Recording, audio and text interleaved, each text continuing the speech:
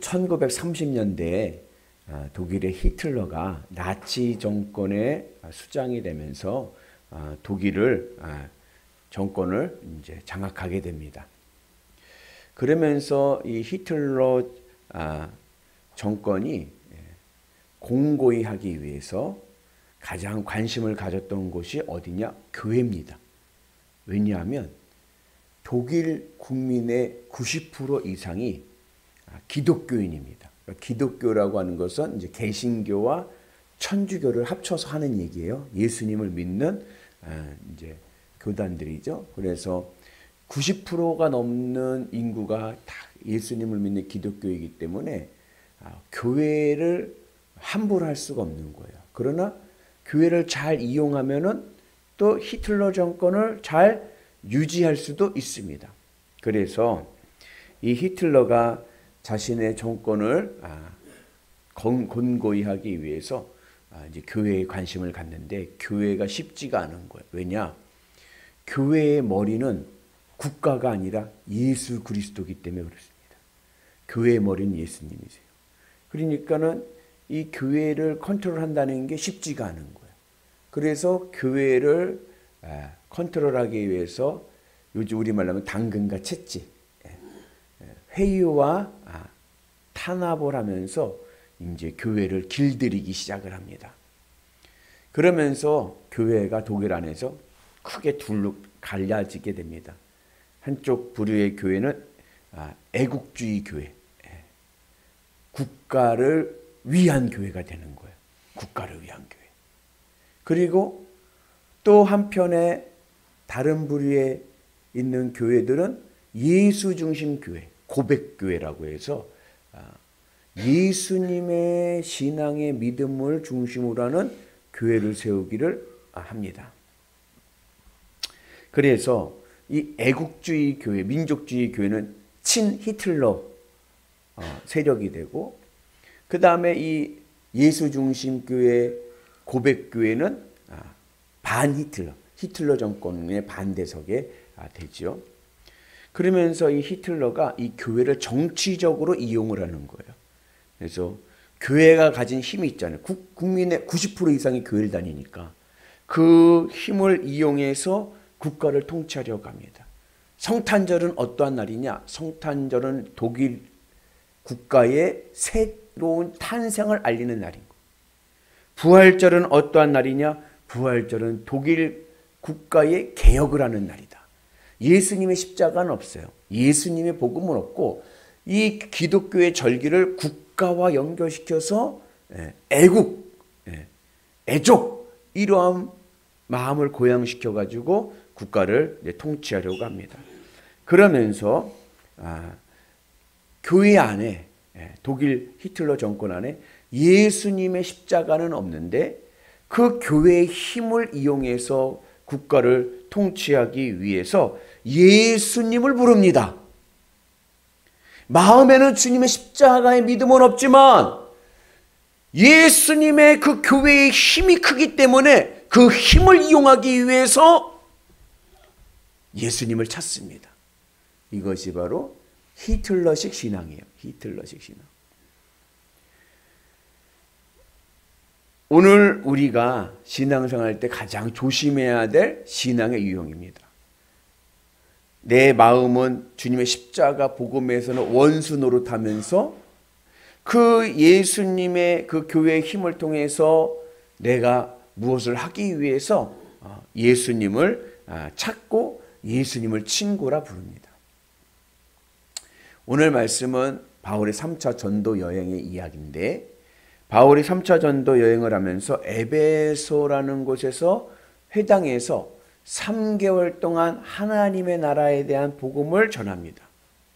근데 하나님의 나라에 대한 복음을 전하는데 내용이 뭐냐면 예수님이 가져오신 하나님의 나라는 그냥 저 멀리 있는 딴 세상 이야기가 아니라 오늘 내 삶의 실제적인 영역이 되어야 될 하나님의 나라다.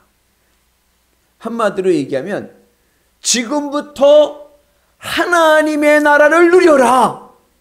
천국 기운의 삶을 살아라. 천국의 은혜로 살아가라. 이제 이러한 하나님의 나라에 대한 복음을 전합니다. 그런데 그 하나님의 나라의 복음을 듣는 사람들이 싫어하는 거예요. 듣기 싫어하는 거예요. 비방하는 거예요. 왜냐하면 내가 하나님의 나라의 삶을 살기 위해서는, 지금부터 내가 하나님의 나라의 삶을 살기 위해서는 내가 주님의 십자가에서 죽어야 되기 때문에 그런 거예요. 여러분, 지금 여러분 삶에서 하나님의 나라가 더 귀합니까? 아니면 지금 내가 살고 있는 이 땅의 것들이 더 귀합니까? 한번 조용히 한번 여러분들 마음을 생각을 해보세요. 하나님의 나라가 더 좋은가? 아니면 이 땅의 것들이 더 좋은가? 지금 사도 바울이 하나님의 나라, 예수님이 가져오신 십자가 은혜의 하나님의 나라를 이야기하는데 듣기 싫은 거예요. 왜요? 난 여기가 더 좋거든. 난 여기서 얻을 게 많거든요. 나 여기서 가질 것도 많고 얻어야 될 것도 많고 누려야 될 것도 많은데 내가 하나님의 나라 천국의 삶을 살기 위해서는 하나님 나라 가치로 살아가야 되는데 하나님 나라 가치로 살기 위해서는 내 마음이 세상을 좋아하던 내 마음이 주님의 십자가에서 죽어야 됩니다. 이 세상에 대해서 미련이 없어야 돼요. 근데 그게 싫은 거예요. 왜요? 이게 더 좋거든요. 그래서 천국 복음을 무시하고 그리고 무관심하는 거예요. 못 들은 척하는 거예요. 내 삶을 하나님 나라 가치로 하나님 말씀대로 살면서 천국의 은혜를 경험하면서 살아야 되는데 못 들은 척하는 거예요. 그러면서 내가 이 땅의 것들을 얻고 싶거든요. 이 세상에 원하고 싶은 것들을 이루고 싶거든요. 그러니까 예수님의 이름을 또 부르는 거예요. 믿음은 없는데 예수님의 능력은 필요합니다.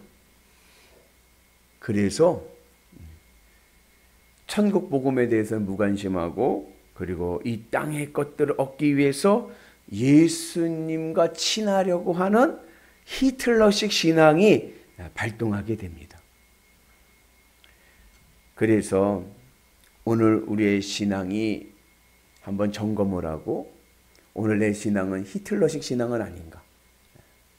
우리의 신앙이 온전한 주님의 십자가 복음의 신앙이 되는 은혜가 있기를 축복합니다. 그래서 여러분 이 땅의 것이 나쁜 건 아니에요. 돈이요 좋죠. 여러분 돈 많이 버시고 돈을 많이 또 쓰세요. 우리나라 사람들은 모으는 재미만 알아. 쓰는 재미는 잘 모르고 팍팍 쓰세요. 그리고 좀 맛있는 것도 좀 사드시고. 그런데 돈이 좋긴 좋은데 중요한 건 뭐냐면 돈보다는 하나님이 먼저입니다. 그래서 돈을 사랑하면서 하나님을 믿게 되면요. 신앙이 어떻게 돼요? 히틀러식 신앙이 되는 거예요. 믿음은 없고 그냥 예수님의 능력으로 부자 되기만 원하는 거예요. 그거는 신앙이 오류입니다. 진정한 믿음의 신앙은 뭐냐? 먼저 내 마음을 예수님 앞에 드리세요. 걱정하지 마세요.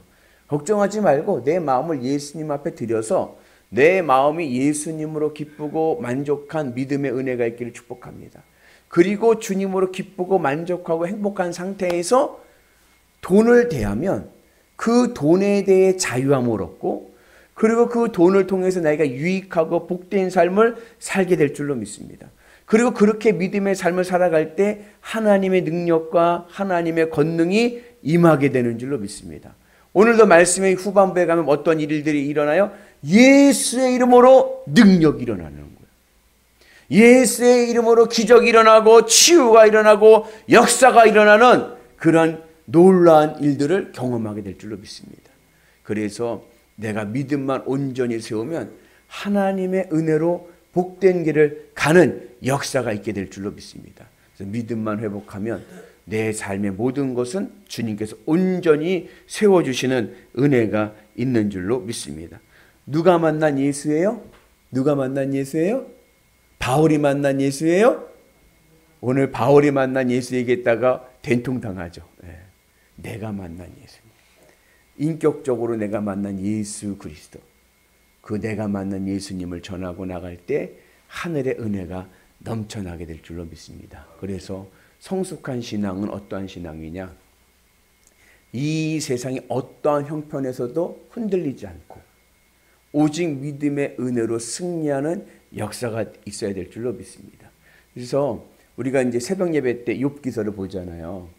욥기서에서 말씀하는 신앙은 성숙한 신앙이에요. 성숙한 신앙은 어떠한 신앙이냐면 이 세상의 환경에 내 믿음이 영향을 받지 않습니다. 어떠한 고난이 와도 그 고난이 내 믿음을 해하지를 못해요.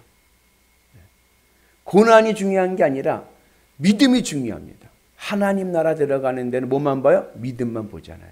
그래서 이 세상의 어떠한 형편 속에서도 자유함을 얻고 믿음으로 나가면 이 땅의 것들에게는 하나님의 능력과 역사가 일어나셔서 내 삶에서 가장 좋고 유익한 일들이 일어나게 될 줄로 믿습니다.